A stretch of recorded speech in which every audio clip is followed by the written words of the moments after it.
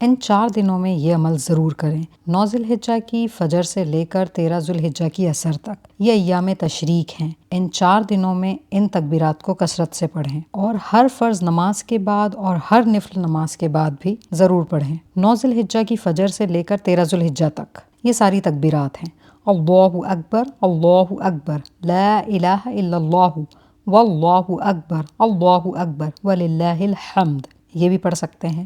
اللہ اکبر کبیرہ والحمد للہ کثیرہ وسبحان اللہ بکرۃ واصیلا، اور یہ بھی پڑھ سکتے ہیں سبحان اللہ والحمد للہ ولا الہ الا اللہ واللہ اکبر، اور خالص یہ بھی پڑھ سکتے ہیں اللہ اکبر اللہ اکبر اللہ اکبر۔ یہ ساری کی ساری تکبیرات ہیں، ان میں سے جو دل چاہے وہ پڑھیں اور لوگوں کو ضرور شیئر کریں۔ جو کوئی آپ کی وجہ سے تکبیرات پڑھے گا اس کا اجر آپ کے نامہ اعمال میں بھی لکھا جائے گا انشاءاللہ۔